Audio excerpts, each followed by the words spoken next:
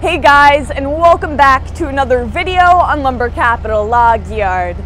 Most machine operators agree that taking care of your equipment is the #1 best thing that you can do to ensure the longevity of your machines. That's why here at Lumber Capital Log Yard, we prioritize maintenance and cleanup. Today, I'm going to be giving you a whole rundown of what we do on a daily basis to take care of our wood miser. So without further ado, let's get into the video.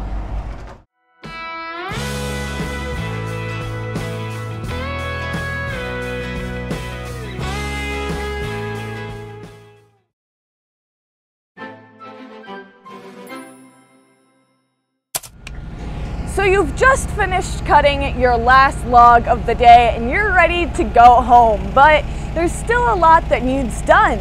For one, all that sawdust that you just made has to get cleaned up. I know it's a pain, but you can't let that stuff build up. So the first order of operation will be to get all of this sawdust out of here. Jade keeps up with scooping the sawdust as we go throughout the day, but there's still always plenty of stuff to scoop up at the end. And we also make sure that we get all of the sawdust and debris off of the mill and under it as well. A lot of the bark falls off and goes under the mill as we cut, and we're gonna get all of the debris out of here. So let's get to scooping and then we'll move on to the next step.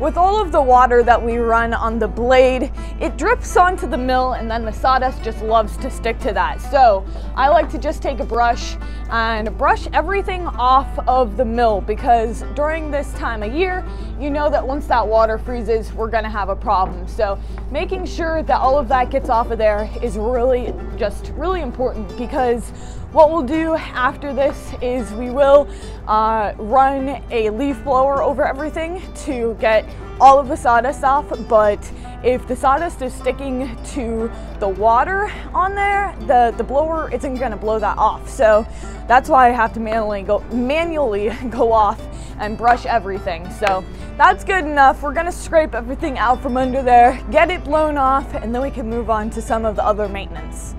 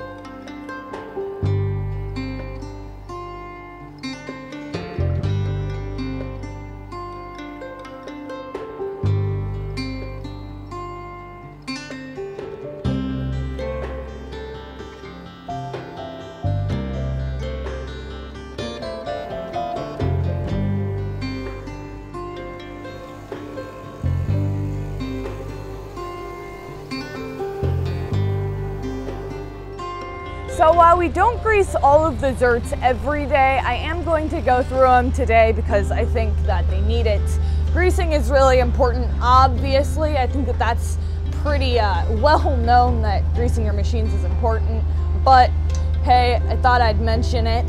This machine does have a lot of zerts, so you have to make sure you get all of them. There's 3 on each of the arms, and then 1 right here for this one, 2 right there. There's ones for all of the little dogs that come up. These do not have them, the rollers don't. I usually put a little bit of ATF on those. Let me think, the board drawback has one. So there's quite a few on here. I'm just gonna go through and do them here. And then we can move on to some of the ATF spots.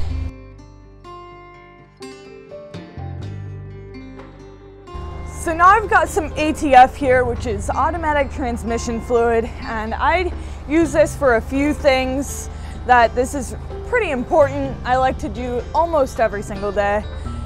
I rub down the bar with this, and that gets all of that grime off. I was just scraping some of it off today, but there's this little like line of just grime that builds up on the bar here, and I just want to try and avoid that. You can see that right there. It scrapes off. So I just like to keep this nice and clean because that stuff does build up. You see that there?